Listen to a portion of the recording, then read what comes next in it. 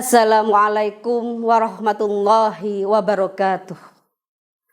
Alhamdulillahirabbil alamin. Segala puji hanya milik Allah Subhanahu wa taala. Allah yang menggenggam hati-hati kita, Allah yang membolak-balikkan jiwa kita, Allah yang menghidupkan dan mematikan, yang memberi kita kesempatan untuk kembali merasakan Ramadan. Kita bersyukur karena tidak semua yang tahun lalu bersama kita hari ini masih diberi kesempatan bernafas. Tidak semua yang dulu berdiri di samping kita dalam saf solat hari ini masih bisa bersujud. Sholawat serta salam semoga senantiasa tercurah kepada junjungan kita Nabi Muhammad SAW, manusia yang paling hidup hatinya, paling lembut jiwanya, dan paling khusyuk sholatnya. Ibu-ibu Dharma Wanita Persatuan Kementerian Agama Kabupaten Jember yang saya muliakan. Di zaman ini banyak manusia yang hidup tapi jiwanya kosong, tubuhnya bergerak tapi hatinya lelah, tersenyum di luar tapi gelisah di dalam. Kita punya segalanya tapi terasa hampa. Kita sibuk ke sana kemari tapi hati tetap sepi. Lalu sebenarnya apa yang kurang? Bisa jadi yang kurang adalah hubungan kita dengan Allah. Bisa jadi yang jarang kita hidupkan adalah sholat kita. Padahal Allah sudah mengingatkan dalam firman-Nya, Bismillahirrahmanirrahim. Ala bidzikrillahi tatmainnul qulub. Ingatlah, hanya dengan mengikat Allah hati menjadi tenang. Quran surat Ar-Ra'd ayat 28. Dan bentuk dzikir yang paling agung, paling sempurna, paling lengkap adalah sholat. Allah juga berfirman, Bismillahirrahmanirrahim. Wa aqimis sholata lidzikri. Dirikanlah sholat untuk mengingatku. Quran surat At-Toha ayat 14. Artinya, sholat bukan sekedar kewajiban. Sholat adalah pertemuan, sholat adalah dialog. Sholat adalah tempat jiwa yang lelah kembali pulang. Namun pertanyaannya, sudahkah sholat kita benar-benar menghidupkan jiwa kita? Ataukah ia hanya menjadi rutinitas 5 waktu tanpa rasa?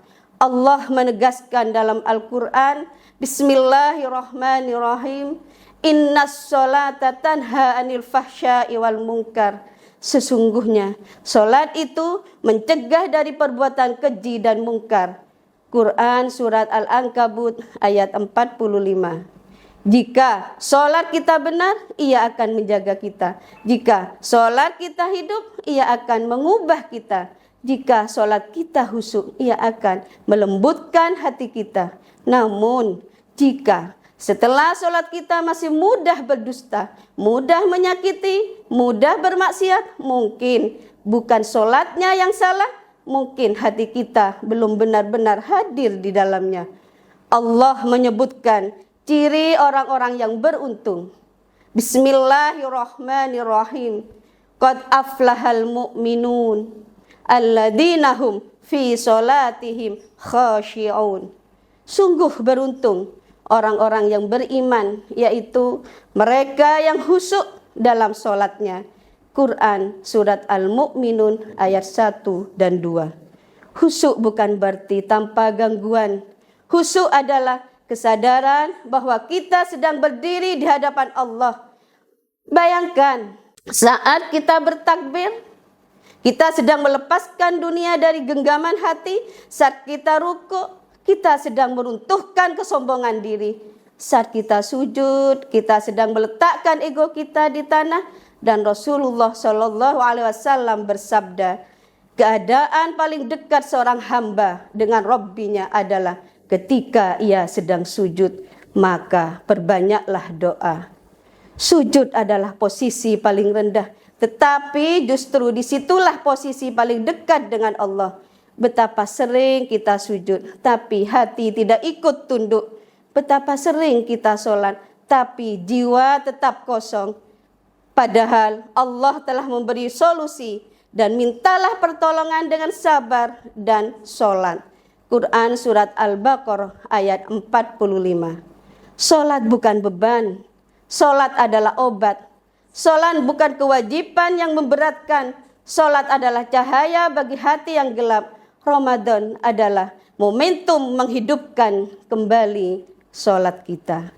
Ibu-ibu Dharma Wanita Persatuan Kementerian Agama Kabupaten Jember, mari jadikan Ramadan ini sebagai titik balik. Bukan hanya puasa yang kita jaga, tetapi sholat yang kita hidupkan. Karena boleh jadi satu sujud yang penuh air mata lebih bernilai daripada 1000 rakaat tanpa rasa. Semoga Allah menjadikan sholat kita cahaya yang menerangi hati, penenang jiwa, dan penyelamat kita di hari ketika tidak ada yang menolong kecuali amal kita. Wallahu a'lam bishawab. Wassalamualaikum warahmatullahi wabarakatuh.